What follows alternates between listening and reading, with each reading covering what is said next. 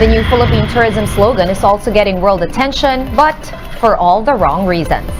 International news outlets like BBC News, The Independent, and Straits Times are reporting about the DOT's gap. Nakadaan na ng ilang tourism slogan kasi, ewan ko kung ano mananatili, di ba?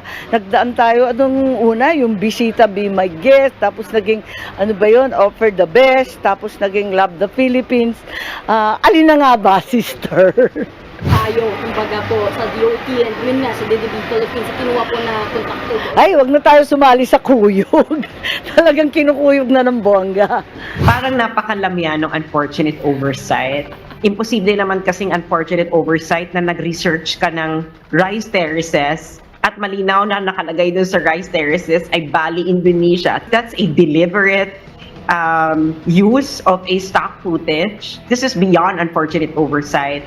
I think it's so easy just to say that, you know, something went wrong, point out who did wrong, and then move on. Kaysa may yung mag-volley of words pa kung sinong may kasalanan o hindi. Kasi eventually, someone really did something wrong here. They have a campaign, which is the one that would be damaged unless we fix it right away. We have to stop talking about it and move on.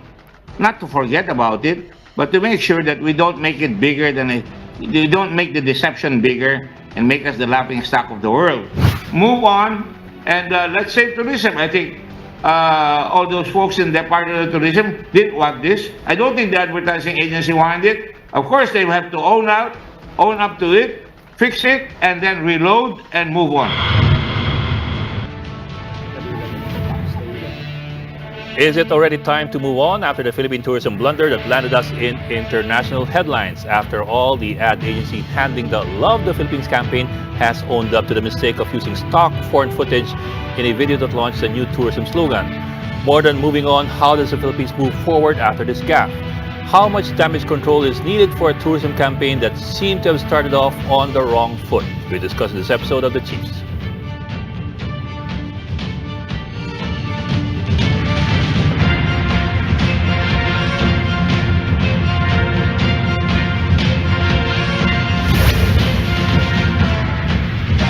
Welcome to the Tuesday edition of The Chiefs. I'm Ed Lingao. With me tonight in the studio, Robbie Lampay of One News, Ana Marie Pamintuan, Editor-in-Chief of the Philippine Star, and of course, Lucy Valdez, the head of News 5. Chiefs, good evening. Happy Tuesday. Good evening. Gabi. Gandang gabi. Welcome back. Oo nga. Akala ko pa naman sasalubungin ako ng Love the Philippines sa airport. So, Bakit? Hindi ba maganda? Hindi ba maganda? Hindi Hindi ba loving ang welcome mo? Hindi. Nagkakaproblema daw ngayon dun sa Dangerous Drugs Board, ha? Okay, Okay yan, ha? para alam na lahat. DDB. Para alam na lahat, ha? Ang gumawa ng ad video was DDB Group Philippines. Advertising agency. Oh, advertising agency. Wala kinalaman sa droga yan. Kahapon naglabas ng pahayag ang Dangerous Drugs Board na wala po kami kinalaman sa tourism kasi kinukuyog kami sa online. Yan na nga, hindi ba? Hindi siya Happy Tuesday.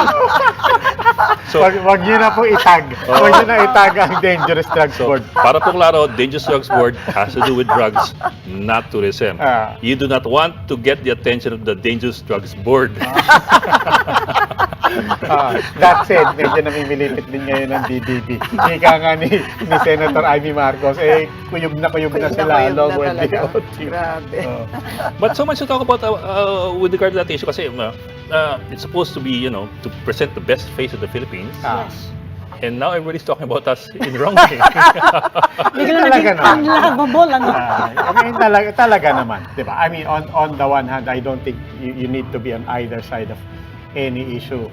Di ba? Para to really have the same reaction as we all did, na parang, talaga, ganda-ganda ng Pilipinas.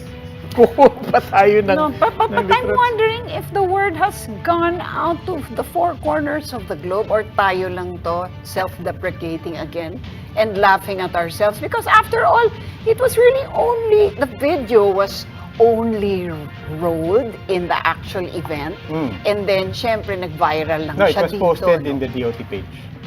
Yes, it was yun na nga, pasted but also that's on the what we Department need of to Tourism discuss, page, diba? Because DDB nga is claiming that it was supposed to be mood video, meaning just to kumbaga, it's the bid sample. You know, Yeah. ito, this is how it's gonna look. It's like their storyboard. Diba? Tayo, dinodrawing. Usually, dinodrawing sila, kinat na nila. And they never meant for it. At least that's how it came to me in their statement, no? Hindi naman to, hindi pa to yun eh. Hindi pa to yung commercial. I think that's what we, Nila eh. I think that's what we want to Yeah. discuss, di ba? Are we scrapping the whole campaign? Does this Yes. taint everything Right. in the Should in the, we start from in the scratch? barrel, ano? di ba? But- How do you redeem yourself? But in the meantime, After sa you shoot akin- yourself in the foot, you cut it off? Or but in the meantime, I think part of the reaction of people is also just on the level of values and the pride that you will take Right. in this project. You're going to represent the Philippines. I don't care if it's a mood board or kung ano man yan. Yes. Hindi naman ako nagmamarunong on how agencies work. But I would think that, from day one, you're very confident, 100% confident na lahat ng kailangan natin nandito sa Pilipinas. Hindi mo na kailangan Diba? humiram ng video na Saka galing nasa sa ibang kontrata bansa. daw na it has to be original. Yan ang sabi ng Department of Tourism. The actual commercial. And I can believe that. As a production person, of course naman. But when you're just presenting a pitch, I can imagine that I'll just put in, any face there in any place just to show them that this is how it's gonna look, but that's not it yet. I wouldn't want to do that. No, well, you won't do that with a DOT. Oh. I would do that with a client because it's so easy to say, ganito ay tsura. Ito ang peg. Oo, exactly, that's the word. This is the peg. Yeah. But that's not it yet. Yeah. Unfortunately nga, ayun nga, parang we'll get into this. So, alam ko, but unfortunately nga, it goes all the way to being posted on the official department. Right. And it Doon was talaga. there- it Doon was nagkamali there- eh. It was there for Yeah, days. doon talaga nagkamali. Yeah. If DDB was really saying na this was not for public consumption, Yeah. they had days Dapat Yes. hindi public. to take it out. Yeah. Diba? Saka To tell napakarami the- nating scenery on Banawin. And also, my understanding from the DOT statement was that this was the initial video. That's Oo, why it yun was din used in the relaunch. Yan It din was yung isang gulo used in eh. the launch eh. It was a launch video. Hindi rin tugma yung mga statement nila. I mean, that's another thing that's keeping this alive. Kaya Anyway, financial. dami na pag-uusapan. Let's bring in the insights from from people who know Philippine tourism very well after a short break. Which is right back.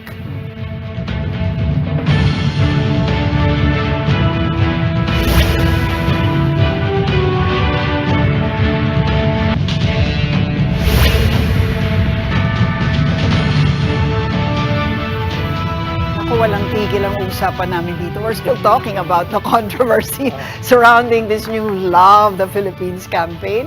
And weighing in, our former Tourism Secretary Nina Gabor and Victoria Villegas Bacay, Assistant Professor with the UP Asian Institute of Tourism. Good evening po and welcome to the Chiefs. Good evening po.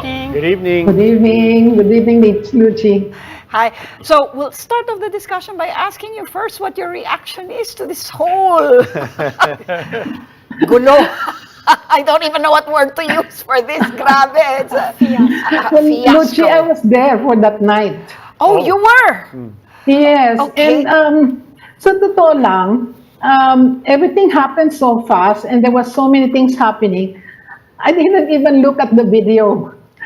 Kasi, kasi ang nagsasalita si Secretary Prasco, and of course sabi niya, I love the Philippines.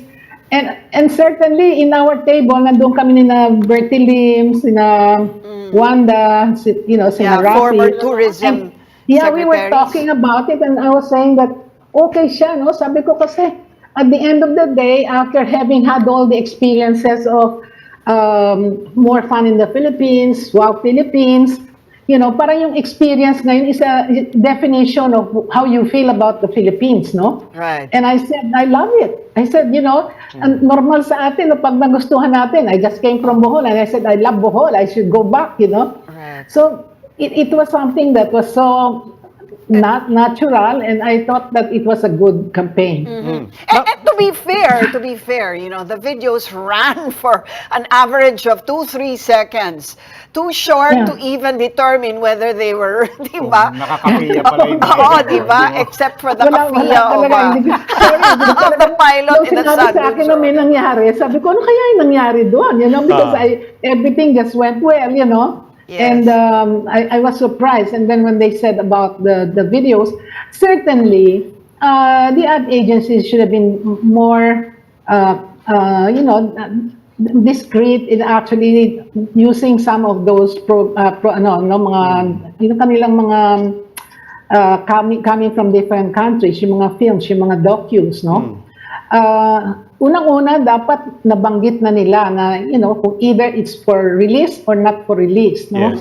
So maybe that should have been clarified from the beginning. Exactly. And Yeah, Ma'am Mina, I hope you don't mind. That's actually what I wanted to clarify. Unfortunately, now we're not even talking about the content anymore. We're not even talking about the message. But just on really just the faux pas and the fiasco on the release. What was your impression on that evening? We understand it was a presentation to the stakeholders in the tourism industry. But as somebody who was there, I can imagine the event. Diba? On the one hand, your stakeholders. On the other hand, it's public. But nung pinalabas yung video and they're very excited and proud about it, was your impression na, teka hindi, not yet for sharing to or did you actually get the impression na, popost na namin to, i-share naman nating lahat? Walang ganung impression. I thought that it was already part of the video campaign. So medyo hindi klaro yung ginawa ng DBB doon. So, sa akin naman, ang dating mabilis kasi and it did not have the time to scrutinize every part of that film, no? So, ang impression mo is the overall effect of the film itself, no? So sa akin, ang nilabas sa akin, I love it. Sabi ko ganun kasi normal sa akin yun Kung gusto ko na yung lugar, na-experience ko na nagustuhan ko na, it's a normal say, I love the Philippines, no? So, I love Bohol, I love Manila, yung normal yun no? Well, what about you, Professor Bakay? What do you have? What was your reaction to this whole thing? Well, coming from the academe, of course, there wasn't really much of a surprise. We felt that, I personally felt that the rebranding or the refreshment will be coming soon, based on how we've seen the materials coming. So it's just sad that things like this are happening again. And, some people even call it that the netizens or probably the critics are just nitpicking on this very few seconds of frame. But I guess you're right also in saying, it was mentioned that it's not the content anymore, it's how the process went through. And as Secretary was saying, the overall intent was really it's very much appreciated because love is easily understood. But how it translates to the appreciation of the common people, the tourists and everyone, that's perhaps the gap where we should be looking at right now. Pero ma'am, where does this put us now? Like we said nga kanina, the material, the slogan, the campaign was supposed to put the Philippines on a with good colors on the world map, and now we're all over the headlines, all over the world with regard to using video na wala sa Pilipinas. I mean, how do we recover from that? I guess we can say that at the beginning, we should not have expected that the branding would have solved our image problem. I think that's one thing that we have to recognize. And with what happened, we see it now that we are recognized or we're seen all over the world now for a different reason again. Oh my! How much So, damage? but How much damage did that wreak? As a tourism professor and a practitioner, how much damage do you think this has wrought on our, tourist image? Well, in terms of what you are able to see now on media and, of course, the power of social media, then we can say offhand, right, that the image is getting towards the negative side. But then there are lessons to be picked up from this experience. There are, again, aspects that we can learn from, and then hopefully more collaboration when it comes to building an image that's as complicated as a country brand, as a destination brand. But I perhaps the thing is, we should learn from past mistakes. I mean, this is not the first time that we've had communication or publicity issues, not just in the Department of Tourism, in all other departments. This has always been experienced as well.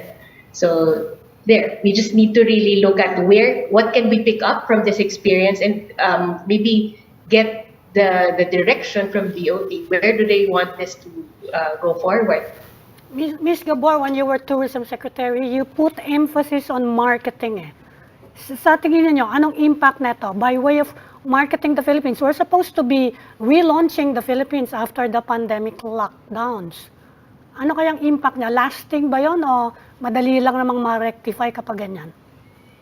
Having been in that position, I think if it is corrected right away, I don't think it would have a very big impact. Yeah. Kasi ang memory ng mga tao, maliksi lang eh. You know? And afterwards, then forget about it. And if this is relaunched properly and the image, I think it will be okay. You know, ang tingin ko, ano? Kasi, you know, when I was secretary, when I first launched my brand identity, no? Kasi at that time, it was not a marketing branding that I did. It was an identity. I was establishing the identity of the Philippines because I had a survey made when I became secretary outside and in local. And I found out that people could not understand who we are as a Filipino and what we are as a country. And because of that, we launched the first image building namin na Islands Philippines. And then hinimay namin yon, no? What is the Philippines? No, ano yung Filipino? We had the book made. We had Nick Joaquin write about it, and I said, Nick, ano bang Filipino? Ipopromote ko yung Philippines. What is the Philippines? What is the Filipino? And sabi niya, the Filipinos are a manifold place. No, it's a manifold people. And he wrote a nice entry for our book, no? And after that, we decided to go local, because at that time, even the local people did not know where to go, what to buy, where to get things, no? And we decided that we should do a domestic tourism campaign. So, yung campaign ko noon is up to now, nandyan pa, wag maging dayuhan sa sariling bayan. So, it's being appreciated. So, I guess if you do the proper corrective measures, I think it's okay. But it has to be done very fast to cover up whatever is there. You know, that's my feeling. Professor Bakay, well, since you're the younger generation, no, meron din mga nagsasabi na actually, yung ganyang klaseng marketing, mas madaling gawin na lang sa social media, which will be cheaper actually for the country. In terms of communication, of marketing, that we should actually be utilizing them. Because let's face it, hindi naman top of the line yung ating connectivity and internet connections dito sa Philippines, no? So whatever we can put together or use, or we can integrate, then that's really the tools that can power us in terms of destination marketing. However, double blade kasi ang social media, it's efficient, it's free for most in most occasions, no? But yung speed of getting the information out there gives more challenges to people like content creators or those who vet what information has to be published. No? I suppose they're not just working thrice as hard, but they're really working. They need to work extra hard on, filtering the information that comes out of the public. Professor, I wanted to follow up on that kasi hindi yung tanong ko, it's specific to the younger generation. It's more fun in the Philippines. The agency said that from the start. They thought that this would be something that people could create memes about. It was something that could generate a lot of user-generated content. They can jump on the hashtag. It's more fun in the Philippines, on the assumption that Love the Philippines was following the same track, and it's important to have people following and jumping on the same hashtag and the same slogan. Now that this slogan is associated with something negative under this particular theme, Yeah. Picking up from the Wow Philippines experience, I sorry, not Wow Philippines, I'm sorry, the More Fun in the Philippines experience. So, when it was launched, there were also negative reactions toward it. Some people were saying, let's just go back to Wow Philippines. So, what More Fun in the Philippines was able to achieve is that crowdsourcing component, no? Wherein the internet users were the ones who really owned and brought forward the hashtag and the tagline and the branding of Philippines being fun.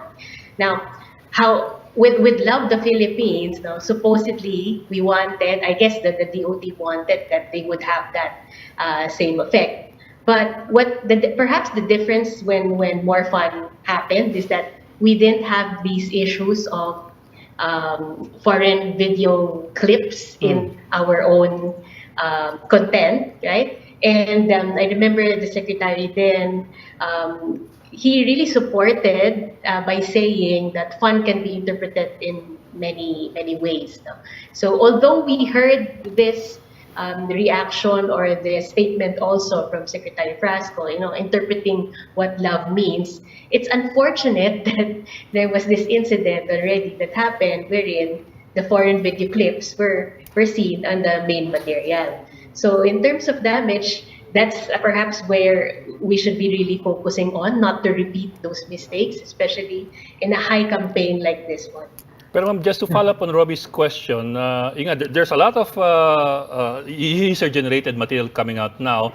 On the negative side, you have Philosopher. As usual, love the Philippines, namimim pero na naman, mga litrato, may snow, ganun. so the complete opposite. My question po is, is there still a way to salvage this slogan, this campaign, at this particular point? Can we still push through with it, or do we need to back off and rethink Start it? from scratch, no? Mamina or Professor? Yes. Kayo po. My feeling is that the statement of "I love the Philippines" is a very strong statement, and it actually connects us, no, emotionally and personally. If we actually utilize the social media and all the bloggers and all of that, and the campaign will be on all the materials that we have, which are so many now, and we can really get their cooperation, and that will have to be done. I think many people will come to support the program. I think they will come and say, we need your stock photos, we need your help now, we need this, but let's not leave that slogan away because it's a nice slogan. So I think, alam mo, Pilipino, pag hiningi mo tulong nila lalapit Sa ngayon, parang napalayo hindi sila nalapitan, no? Iba na gamit. So I think it's important that we touch base with the people that can help us now. So it's still worth fighting for that slogan, in other words? Yes, I think so, because, when you had More Fun in the Philippines, if you remember, Ed, when we had the Yolanda, the slogan was not around for almost 6 or 7 or 8 months, no? Because we could not. The whole country was on a donating mood. Everybody was helping out. Everybody was on a mood to help out the province of Leyte. And so hindi natin masabi na it's more fun in any way, no? So nawala yon, inalis nila.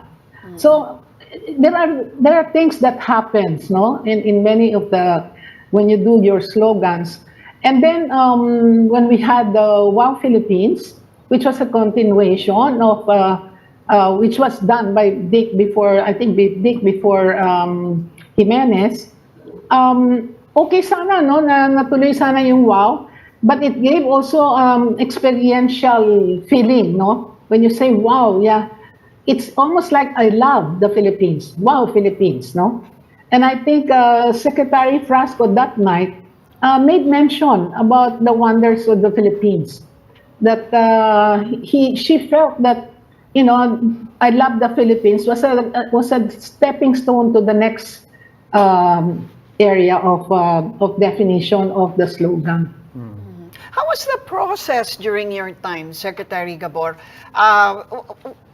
Is this well, the process as we understand it now, where Yeah. there's bidding and the ad agencies would submit their concepts and Yeah. present whatever materials. In your time, what kind of presentation did the bidders have to make? And was it made clear to you that whatever presentations they made were just, at that point at least, concepts and they were not for airing? I just wonder what the Yeah, yeah. process must have been that got Yeah. this all messed up. During my time, when we did Islands Philippines, it was really more of graphics. You know, we did not do a lot of the videos because our main concern was to do an image of identifying what the Philippines was all about. So our parang ang logo namin noon was a coconut tree, you know, with the water around it. But what we did, nung hinimay namin, we created na the different materials. I remember that it was done in-house. Oh. It was done by Yayot. Si Yayot Garcia. I see. And so the whole team worked on it. Kasi when we did, nung ginawa namin yung segue, for example, we did the best of the islands. No? Kumbaga, Islands Philippines, and then we had the best of the islands. What we did is do Gulf Islands. Ang ginawa ko, I brought in Tiger Woods to play with President Ramos, Clark. I see, yes. To get an impact right away of the media, kasi wala tayong pera eh. Kailangan yung media dadating. Okay, so in short, ma'am, you were doing it. You were doing it yourselves. You had a unit that was actually dedicated to coming up with these concepts, no, for selling the Philippines. I mean, in media, on all platforms. So when did that change? That it now became the advertising agencies, and that it had to be subjected to bidding. I can't remember now where it happened, but I really can't tell you when. I guess the reason I had that done is because I had a good team. I had a good team. Yayot came from me when I left Saitem. I brought Yayot with me. No, she was actually our mainstay sa graphics and design, and we had a very good team in the department where she was heading it. No, so I guess now I don't know. Maybe that is what. I don't know if they still have the same team. No, if they have the same people that are there. Yan ang hindi ko sigurado. Yeah, well, not that we see anything wrong with that. We just wonder whether the miscommunication actually arose from having to engage an external party. But anyway, this is not yet done, by any measure. And we will continue this discussion right after a breather. The Chiefs will be right back.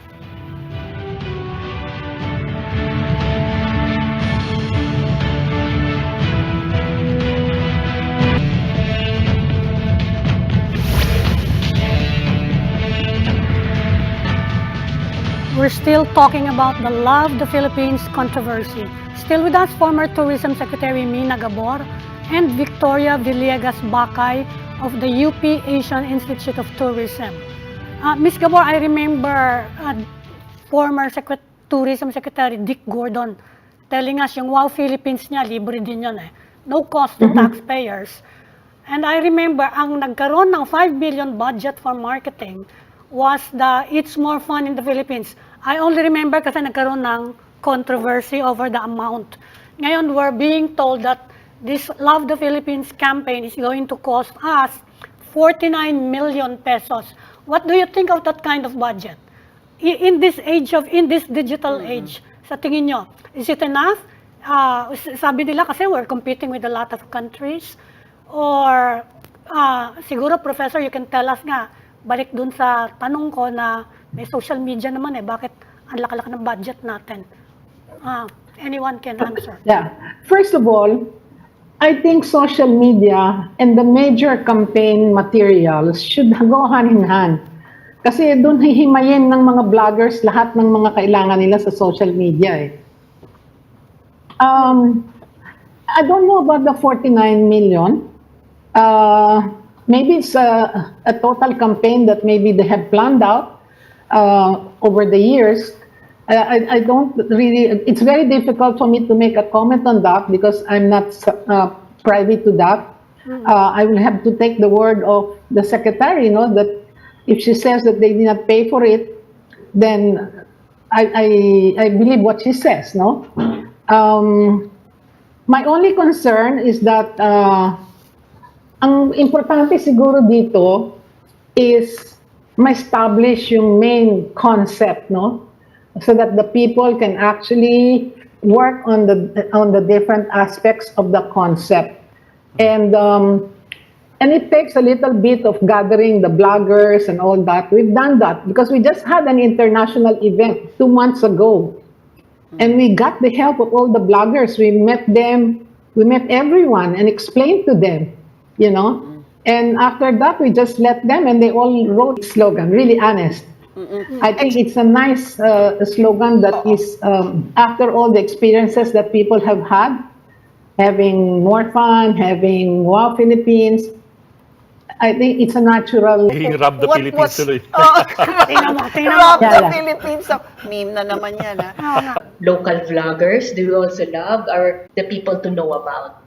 Professor Bakay, that leads me to something that you said very early on. Branding is important, but at the same time, all of our discussions about the misstep in this rebranding exercise also distracts us, unfortunately, from the reality that it's not just about branding.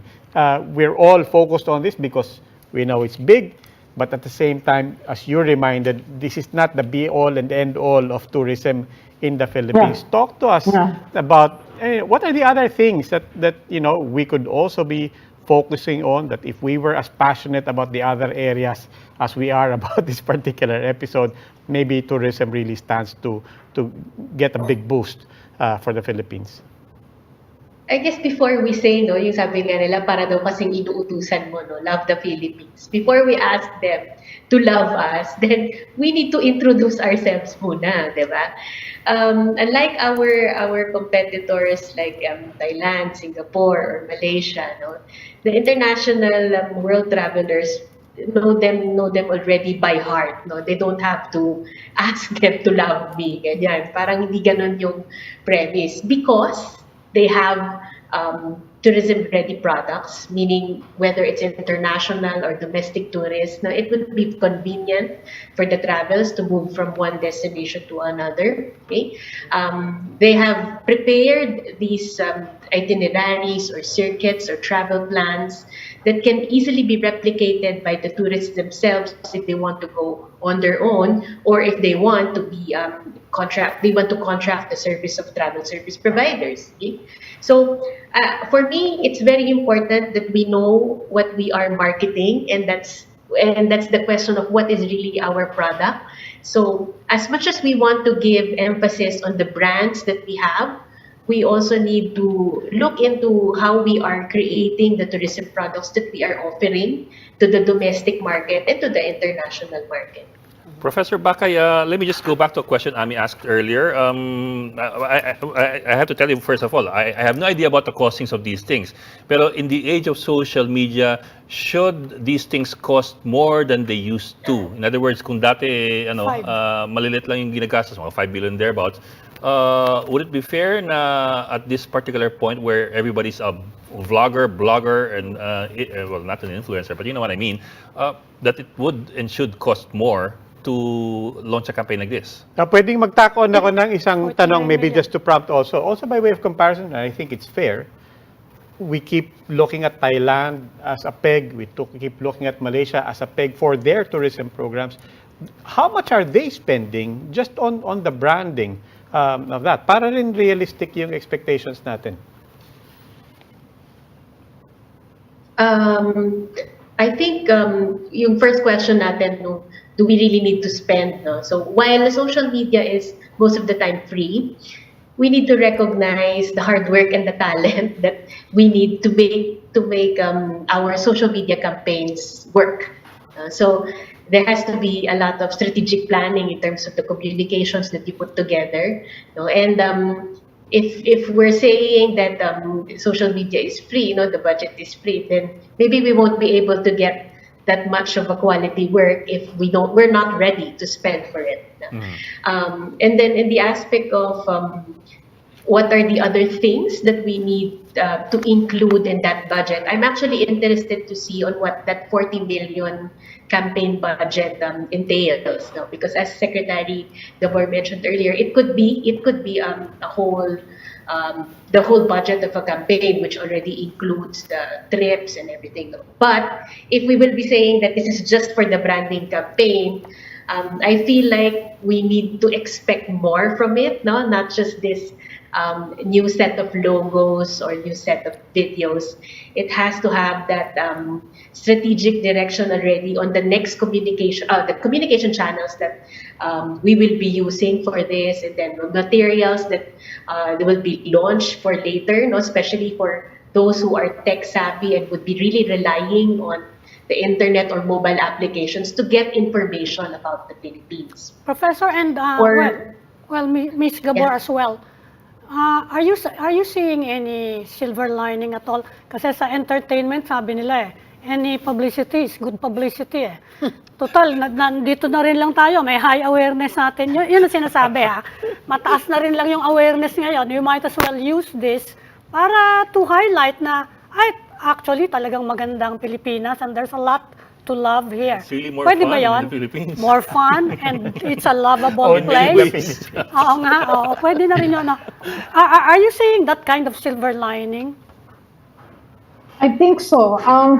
During my time, the budget of Thailand for promotion was already almost like 75 to 100 million US dollars. At that time, during my time. Yun ang budget nila, no? And I could never compare. Lagi na lang, pag pupunta kami sa Congress, lagi kong problema is how to increase my budget for promotion and marketing. And so I can imagine today, at the cost that we have, siguro it's already 2 or 3 times more, no? But you might so be talagang talking malaki about ang budget ng ibang lugar. Ma'am, you might be talking about the placement entire- costs, no? Because at that time there was no social media, and so advertisements were run in broadcast platforms. So they're really more expensive. But now nga that we have social media, the cost of, placements is so small compared to broadcast. So I guess that's where the question is coming from, no? That do you need a 49 million peso budget to promote when there's social media already that allows very, very little to actually post videos? That's why I think it depends on where they're going to use that money, no? Kasi maraming lugar ngayon na ginagamitan, no? Not necessarily the placements, like for example, for the airlines, when you feed them. Everybody's question at this point really is, may pag-asa pa ba tong Love the Philippines? Or The silver lining. Yes, saan po Yeah. dapat ito tumungo? Dapat pa bang ipursige ito? Or shall we pursue it? Or should we go Yeah. back to the drawing board and Yeah, we come have up with to a touch creative the- concept Yeah, I think for so. reversing it in a self-deprecating way, but Yeah. in a charming way? I think don't so, know if Chief. there's- Yes. Kasi I think yung emotional touch natin, hindi natin masyado nagamit, no? For example, right now, I'm very proud of the young people, no? Because of their love for the environment and ecotourism. We have a school, and kasama namin dyan lahat ng kabataan, and I'm surprised at the way they're protecting the environment, no? Yung mga grupo namin. And then you have, nandyan yung talagang yung hospitality of our people, hindi mo talaga maalis. Maski anong gawin mo, iba talaga pagkausap nila ang Pilipino. no matter what business you are, pag Filipino, iba talagang dating, no? So I think if we touch on the emotion about how we feel about many things, no? Yun lang pagmano natin ngayon, isang bagay na malaking hindi na natin nagagawa noon, pero sa ibang lugar, pag nanggagaling ka, napakalaki na importante sa atin, no?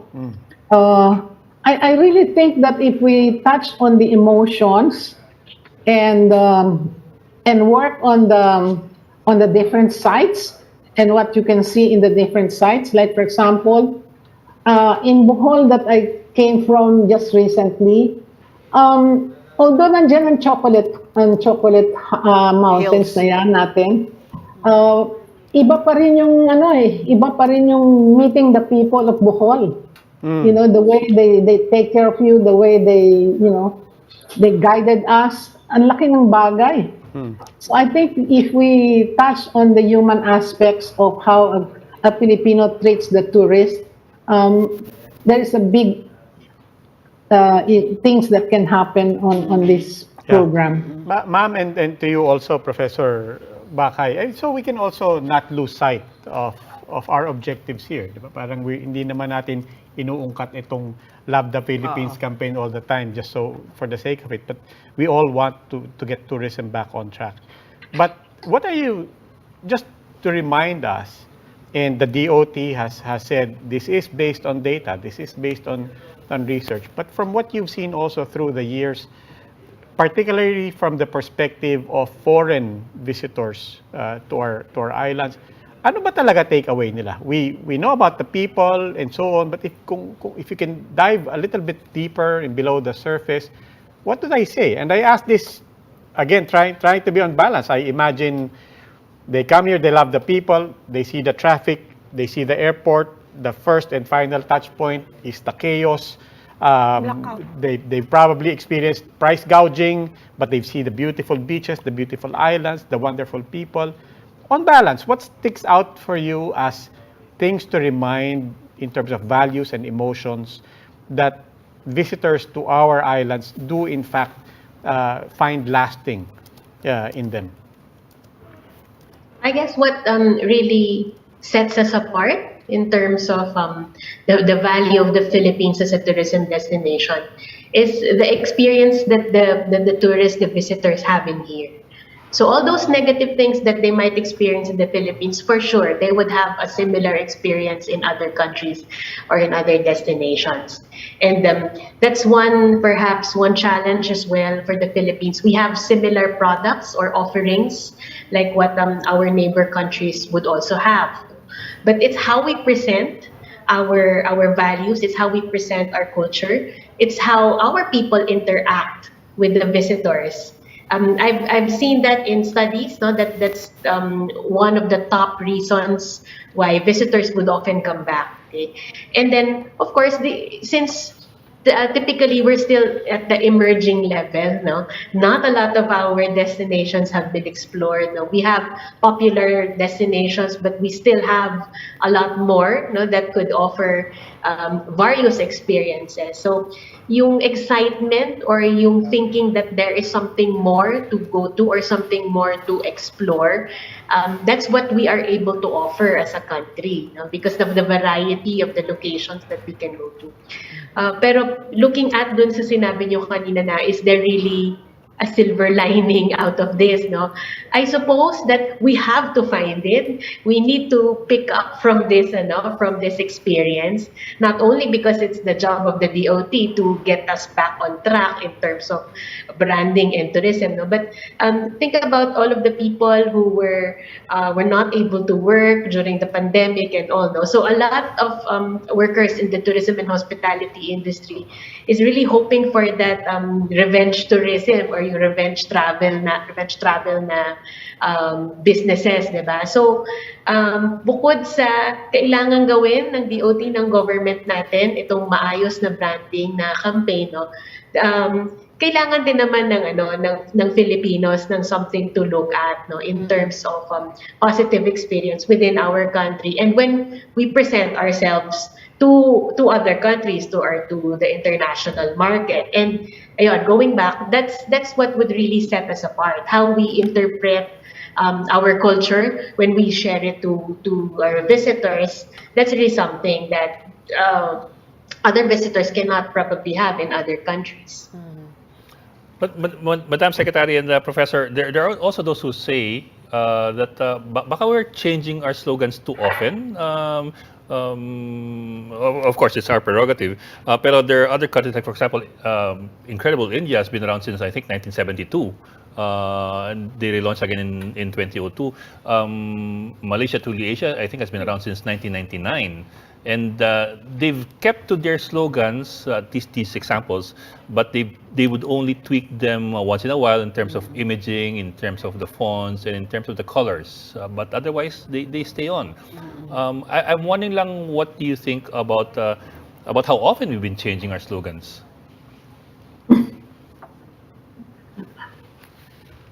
If it were me, talaga parang sana will be consistent. It's like, yeah. Yeah. Studies have shown that, yeah. If we look at success stories of countries, we should be consistent. So, ngayon, nandyan na. Yun kasi medyo ganun na yung perspective eh. Nandyan na siya.